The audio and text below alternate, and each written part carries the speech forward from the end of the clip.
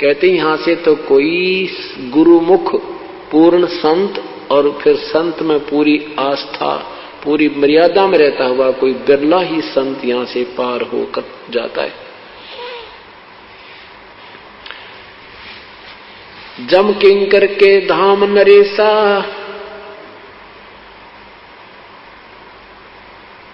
जम किंकर के धाम नरेसा, सट दर्शन के बंधे केसा, विष्णुपुरी लुटी विद भारी, जहाँ चंदा बदनी कामनी नारी, भोग विलास करें जहाँ प्राणी ही बोर परत हैं चारों खानी। कहते इन ब्रह्मा विष्णु महेश के लोकों में और इस स्वर्ग आदि में ब्रह्म लोक आदि में वहां पर भी यही जो यहाँ सांसारिक व्यवहार है ज्यों का त्यों वहां है, लेकिन उनमें और हमारे शरीर में अंतर है। वहां की व्यवस्था, वहां की सुंदरता, वहां के आहार हमारे से कई गुना अच्छा है। जैसे एक तो गरीब व्यक्ति मजदूर व्यक्ति की व्यवस्था होती है, उसका शरीर होता है, एक अच्छे साहूकार सेठ बड़े अधिकारी की व्यवस्था होती है, उसका शरीर भी अच्छा होता है, उसका खान पान उनका घूमन फिरन की कोठी भी अच्छी। इतना अंतर कहते हैं यहाँ के और वहां के में स्वर्ग में है। लेकिन वहां भी क्या कहते हैं, भोग विलास करे जहाँ प्राणी ही बोर परत है चारों खानी। वहां अपना कर्म भोग कर वो भी फिर वापस 84 लाख योनियों में आ जाते हैं। शिव पर लुटे कुटे बहु भांति ही, जम किंकर तोड़त है छाती। शिवलोक में चले गए, शिव की साधना करके कहते हैं फिर 84 लाख योनियों में नरक में, और यम के दूत फिर उनकी छाती तोड़ते हैं, उनके कर्म आधार पर दंड देते हैं। ब्रह्मपुरी में शोक संतापम, जहाँ हम देखे बहुत विलापम। कुबेरपुरी में जोरा कालम, जहाँ योगनी गाँव ख्यालम। जम की नगरी बहुविध जोरा, जम किंकर गुर्जों सर फोड़ा। वरुण नगर में नाचे बीरम, जहाँ कोई जीव न देखा थीरम। लोकपाल में लूट पड़ी है, जोगनी फांसे लिए खड़ी है। स्वर्ग बैकुंठ मठ सब लूटे, बिस्त बीच थे सो ना छूटे। ब्रह्मांड 2100 आग लगी है, या कृत्रिम बाजी सभी ठगी है। क्या बताते हैं कि इस 21 ब्रह्मांड में यह आग लगी है। यहाँ जैसी व्यवस्था आपकी इस लोक में है, ऐसी ही स्वर्ग में, ऐसी ही विष्णु जी के लोक में, ऐसी शिवलोक में, और एक स्वर्ग के अंदर स्वर्ग लोक जो है उसमें बहुत ज्यादा द्वीप बने हैं। उसमें 7 करोड़, जैसे हमारी ये पृथ्वी है इससे भी बड़ी बड़ी पृथ्वी है 7 करोड़ स्वर्ग के अंदर, और उनमें अलग अलग इनके जो अच्छी आत्माएं होती हैं उनको अलग से देव बना करके उनका प्रभु बना दिया जाता है। उनका जैसे छोटा मोटा कोई चेयरमैन बना देते हैं, तो उनको अलग अलग स्थिति दे रखी है। तो परमात्मा कहते हैं तो ये कहते हैं 21 ब्रह्मांड में तो यह आग लगी है। यहाँ साधना की ऊपर के लोकों में खाली, वहां भी यही बकवादे हैं, राग द्वेष खेचा ताणी लठम लट्ठा। आपने इतिहास पढ़े होंगे, स्वर्ग में एक बार राक्षसा ने हमला कर दिया, किसी ते भी नाम रे, विष्णु ते भी नाम रे, फिर एक पता नहीं वो एक दधीचि ऋषि था, उसकी हड्डी का तीर बनवाया, फिर हुआ मेरे। ये सारे न्यू कहते हैं 21 ब्रह्मांड में आग लगी है। और यह कृत्रिम यह बनावटी 21 ब्रह्मांड काल के ये सभी ठगी है। सतभक्ति ना करने से ये ऐसे ही जन्म मृत्यु में अपना जीवन व्यर्थ करते रहते हैं। तो यहाँ परमात्मा कहते हैं कि ये जो शास्त्र विरुद्ध साधक हैं, ये बेशक आपको कितने ही सिद्ध लगते हैं, कितने ही इनके अंदर सिद्धियां हैं, चाहे आकाश में उड़ जाते हैं, चाहे ये सागर समुद्रों को भी पी जाते हैं फिर वापस छोड़ देते हैं, इनकी मुक्ति नहीं है। ये साधना परमात्मा पाने के लिए, क्योंकि शास्त्र विरुद्ध है, और शास्त्र विधि को त्याग कर मनमानी जो पूजा करते हैं उनको ना कोई लाभ होता है, ना कोई कार्य सिद्ध होता है, न ही उनको कोई सुख होता, अर्थात उनकी साधना व्यर्थ होती है। बोलो सतगुरुदेव की जय।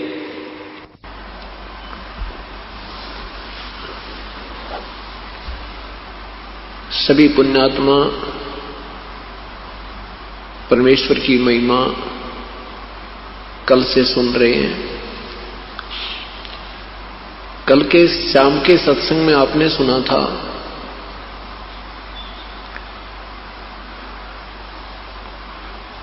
कि किस परमात्मा की क्या स्थिति है।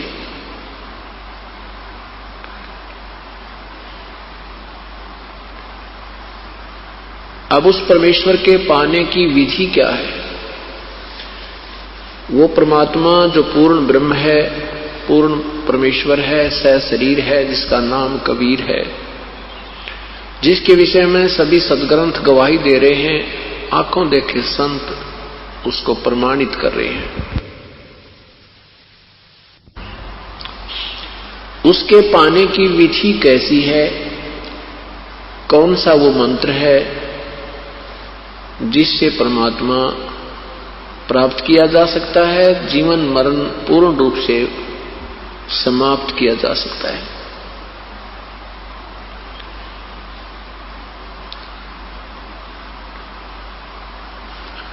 एक समय की बात है, एक धर्मदास नाम के श्रद्धालु अपनी साधना करते हुए अपने पूज्य गुरुदेव के अनुसार जो मार्गदर्शन उसे प्राप्त था, सर्व क्रियाओं को करते हुए अपनी साधनाओं में संलग्न थे।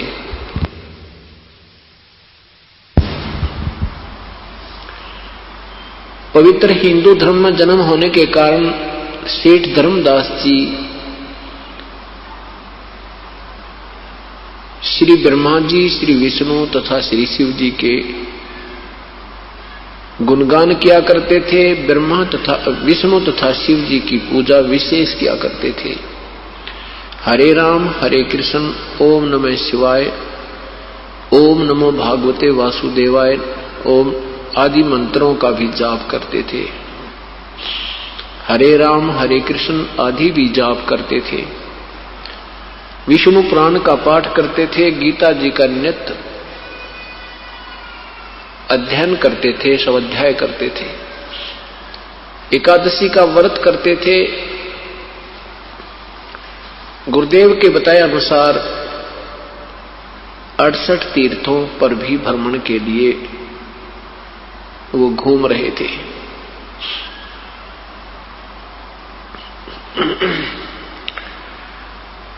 अड़सठ तीर्थों पर भ्रमण के लिए श्री धर्मदास जी घर से निकले। सर्वप्रथम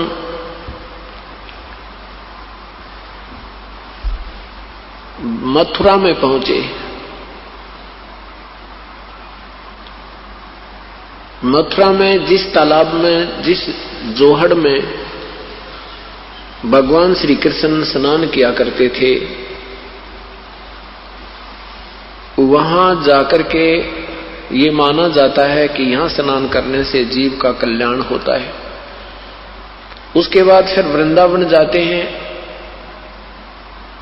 वृंदावन के अंदर गोवर्धन की फेरी देते हैं, गिरिराज की फेरी देते हैं।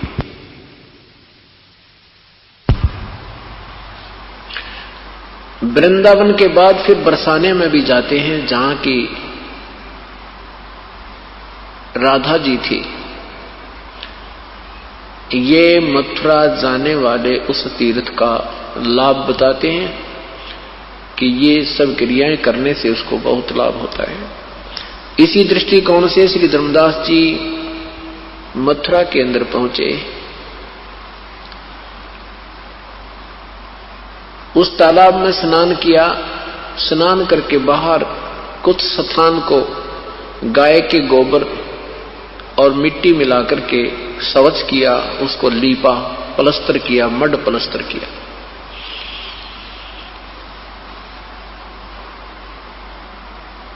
फिर उस स्वच्छ स्थान के ऊपर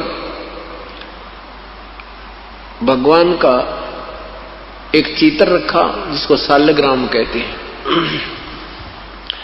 श्री कृष्ण जी का एक चित्र, उसको जैसे पीतल का, उसको नहाया, उस तालाब से के जल से स्नान कराया, उस चित्र को, तस्वीर को। उसके बाद उसको स्वच्छ कपड़े पहनाए, तिलक मुकुट रख के तिलक लगाया, सब कंठी माला डाल करके उसकी स्तुति धूप दीप किया। उसके बाद गीता जी का पाठ करने लगे। उसी समय पूर्ण परमात्मा, पूर्ण ब्रह्म, सतपुरुष कबीर देव, कबीर परमेश्वर एक जिंदा महात्मा का रूप बनाकर वहीं पर उपस्थित हुए। जिंदा महात्मा कौन होते हैं? मुसलमान धर्म के अंदर एक विशेष वेशभूषा होती है, काला एक कोट होता है, काला ओवरकोट जो घुटनों से भी नीचे तक का होता है, उसको चोगा भी बोलते हैं।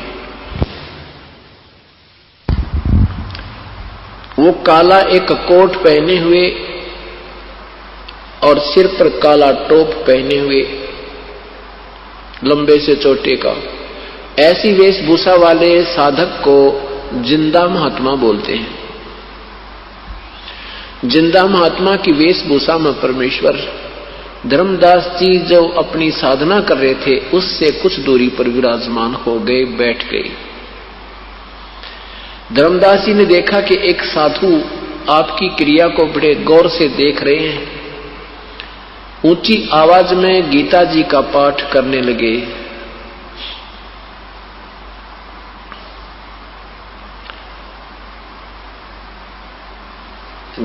श्री धर्मदास साहिब जी ने जब अपनी पूरी क्रिया कर ली, उसके पश्चात परमेश्वर ने उनके सामने विनय की कि हे वैष्णव साधु, क्योंकि श्री धर्मदास जी ने वैष्णव परंपरा से उपदेश प्राप्त था।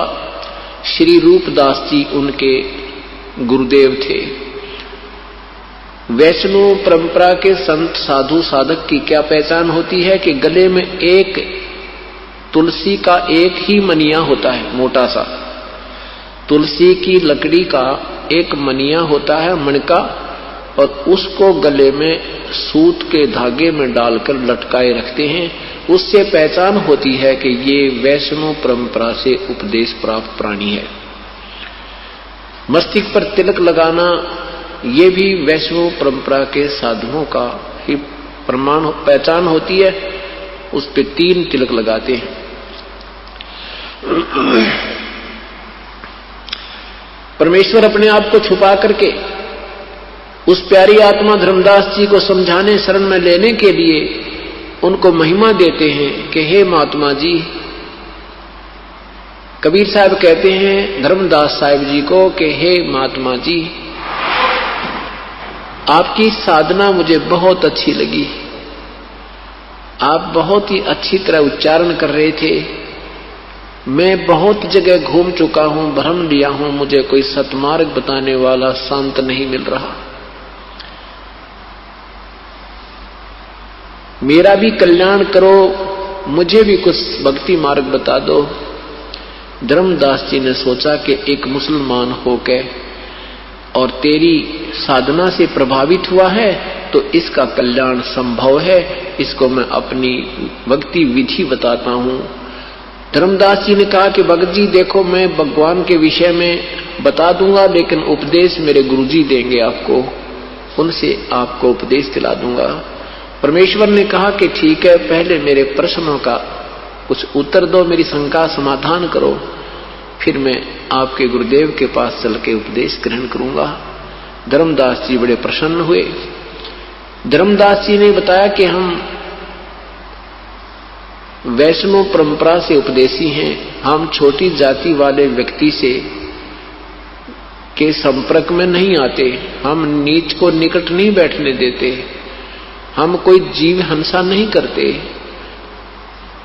और राम कृष्ण का जाप जपते हैं, गीता जी का नित्य पाठ करते हैं, श्री राम कृष्ण का जाप जपते हैं, एकादशी का व्रत रखते हैं और अब 68 तीर्थ की यात्रा पर निकला हूं। इस प्रकार मैं स्वर्ग प्राप्ति करूंगा।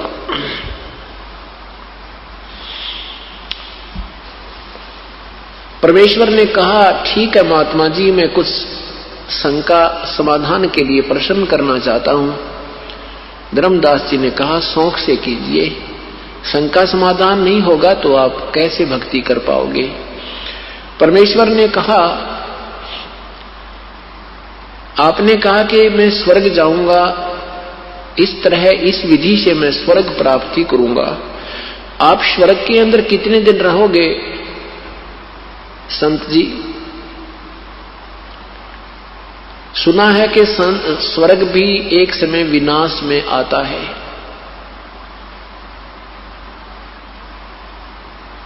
और ब्रह्मा विष्णु महेश को भी अविनाशी नहीं बताया। ब्रह्मा विष्णु महेश भी नाशवान प्रभु हैं। इन्हीं की जीवन हिस्ट्री, जीवन चरित्र अर्थात पुराणों में वर्णन है।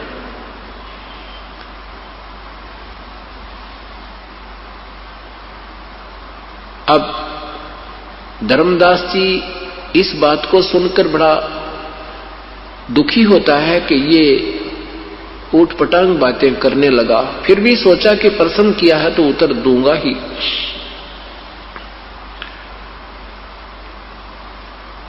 धर्मदास जी से परमेश्वर ने कहा कि देखो, 8वें अध्याय के, गीता जी के 8वें अध्याय के 16वें मंत्र में लिखा है कि ब्रह्मलोक से लेकर और नीचे तक के सारे लोग पुनर्वर्ती में हैं, अर्थात इनको ये नाशवान है, इनके प्राणियों का जन्म मृत्यु होता रहता है।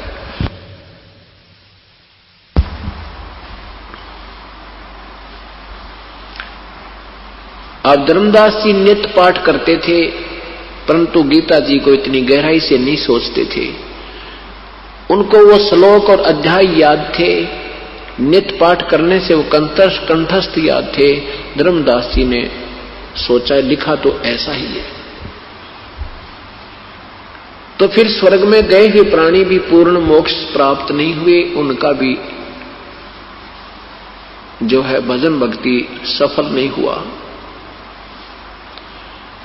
धर्मदास जी से प्रार्थना की कि जैसे एक किसान था, उसको बहुत ही देर के उपरांत एक संतान रूप में पुत्र प्राप्त हुआ। पुत्र 12 वर्ष का हुआ तो पिता की आयु 65 वर्ष की हो चुकी थी।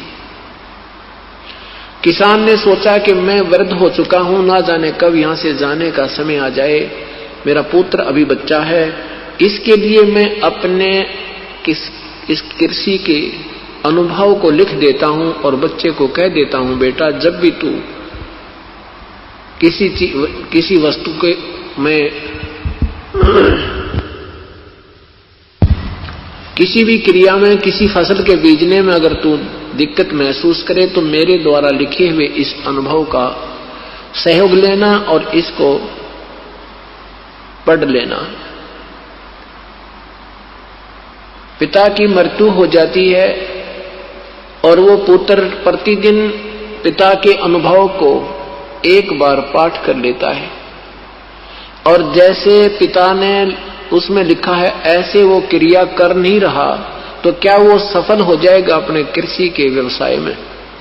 धर्मदास जी को परमेश्वर ने प्रसन्न किया। धर्मदास जी ने कहा कि ये तो हो ही नहीं सकता, वो तो जैसा उसके पिताजी ने अनुभव लिखा है ऐसे वो पुत्र करेगा तो उसकी फसल तैयार होएगी। प्रभु ने कहा कि ठीक इसी प्रकार प्यारी आत्मा, जो गीता जी में लिखा है ऐसा आप करोगे तो आपको प्राप्ति होगी, जो भी आप उद्देश्य रखते हो।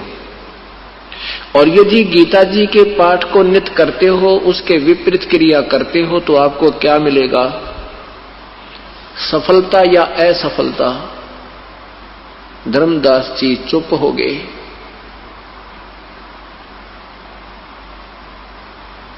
परमेश्वर ने कहा कि गीता जी के 6 अध्याय के 16वें श्लोक में लिखा है कि अर्जुन, ये योग साधना तो न तो अधिक खाने वाले की, न बिल्कुल ना खाने वाले की, न ही ज्यादा जागने वाले की, न ही अधिक सोने वाले की, और न ही एकांत स्थान पर बैठकर साधना करने वाले की कभी सफल नहीं होती। बिल्कुल न खाना, व्रत रखना एकादशी के व्रत में केवल जलपान करते हैं, वो भी शाम के समय थोड़ा सा, नहीं आहार नहीं करते।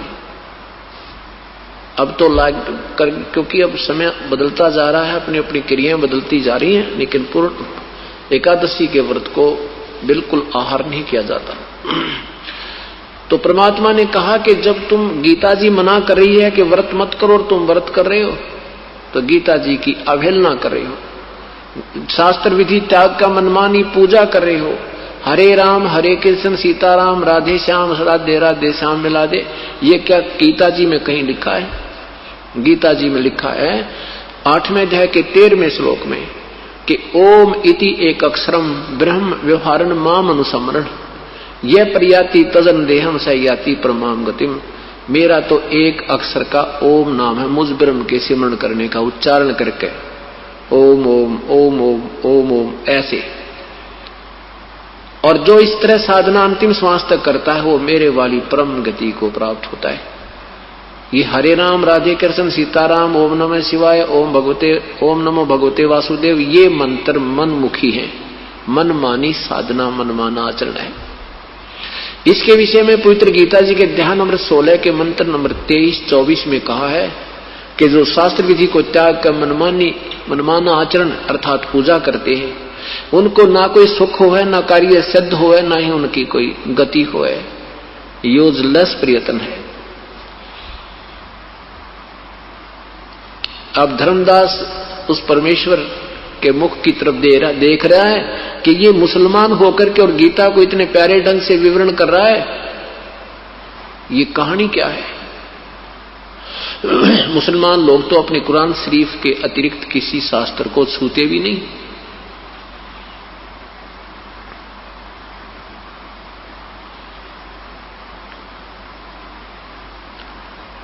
अब इस सब प्रश्नों का उत्तर नहीं दे पा रहा है और अंत में क्षुब्ध हो जाता है। दुखी होकर के धर्मदास सोचता है कि मुसलमान है, इसने कहीं से सुन लिया होगा किसी से और हमारे हिंदू धर्म की बेइज्जती करना चाहता है। इस बात से दुखी होकर क्रोधित होकर धर्मदास ने कहा कि जिंदा जबान संभाल कर बात करना, आप मेरे गुरु बनना चाहते हैं या मेरे से कुछ प्रश्न ज्ञान प्राप्त करना चाहते हैं? इतना जब उन्होंने कहा तो परमात्मा अंतर्ध्यान हो गए, अदृश्य हो गए, उसके सामने से एकदम गायब हो गए। अब धर्मदास जी भयभीत हो गए कि ये तो कोई देव पुरुष था, ये कोई सिद्ध महात्मा थे और प्रश्न जो कर रहे थे वो बिल्कुल कांटे के थे। अपनी नादानी और नालायकी पर पश्चाताप करते हैं कि ऐसे महापुरुष के साथ मैंने ऐसा बद व्यवहार नहीं करना था, दुर्व्यवहार नहीं करना चाहिए था।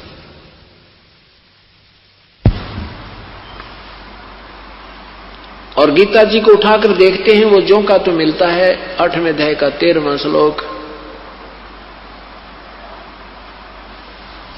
और कोई मंत्र नहीं मेरे जाप करने का, ऐसा गीता जी में ठोक के प्रमाण दिया है। और गीता जी अध्याय नंबर 17 के मंत्र 23 में लिखा है कि उस परमात्मा के पाने का ओम तत्सत इति निर्देश ब्रह्मण त्रिविध समर्थ है। उस परमात्मा के पाने का तो वो 3 मंत्र का जाप है। ओम तो सीधा ही है, तत्सत ये संकेतिक है। अब धर्मदास जी सारी रात चिंतित रहे, जो क्रिया वो करते थे उसको करने को कति दिल नहीं कर रहा था। सुबह उठा, स्नान किया, स्नान करके वो शाल्यग्रामवादी की पूजा को करने को नहीं दिल कर रहा था। उसने सोची खाना बना ले पहले। अब सुबह उठा, अंधेरे में उठते ही उसने अपना खाना बनाया, लीपा, उसी प्रकार मड प्लस्टर करके लीप के गारा और गाय के गोबर से खाना बनाने लगा। तो एक मोटी लकड़ी जो बीच से थोथी थी, उसमें सुराख था आर पार, और उसमें ढेर सारी चींटियां थी। वो धर्मदास को अंधेरे में दिखाई नहीं दी। श्री धर्मदास साहिब जी ने चूल्हा बनाया, जंगल से लकड़ियां चुनी, उनको जला करके सहयोगी लकड़ी लगा के एक मोटी लकड़ी लगाई जो बीच से थोथी थी, उससे अपना खाना बनाने लगा। अब वो लकड़ी जलती जलती जब निकट आई तब तक कुछ अंधेरा सा छट गया था, चांदना सा रोशनी हो गई थी और जलती जलती लकड़ी चूल्हे के पास आ गई थी। धर्मदास जी की दृष्टि पड़ी तो क्या देखा कि चींटियां अपने अंडे मुंह में लेकर और कुछ वैसे उस लकड़ी के अंदर से बाहर निकलने का प्रयत्न कर रही हैं और लकड़ी के बाहर एंड पॉइंट पर अंतिम हिस्से पर एक तरल पदार्थ उबल रहा था। उबल रहा होता है, वो उबल रहा था, उसमें से चींटियां बाहर निकलने की चेष्टा कर रही थी। जल जल कर उस पर गिर गिर कर चटक चटक होकर के वो जल रही थी, कुछ अंदर अग्नि से जल रही थी। ऐसे करोड़ों चींटियों की हत्या देखकर, हिंसा देखकर धर्मदास कांपने लग गए, क्योंकि साधु आत्मा ही प्रभु पाने का प्रयत्न किया करती हैं, उनको साध संगत कहते हैं। तो वो साध आत्मा थी। परमात्मा ऐसे सुबह सुबह इतनी हिंसा देख करके वो सारा कांप गया। शेष लकड़ी पर तुरंत पानी डाल दिया, जितना भोजन बन गया था सो बन गया था, फिर भोजन नहीं बनाया। अपने आप में सोचने लगा, देख मैंने आज कितना पाप कर दिया, हे भगवान मैं तो महादोषी आत्मा हो गया। आज इस अपराध को कैसे विनाश किया जाएगा? आपे निष्कर्ष निकाला कि आज मैं निराहार रहूंगा और इस भोजन को किसी साधु संत को खिला दूंगा, मैं आहार नहीं करूंगा, मैं पाप मुक्त हो जाऊंगा।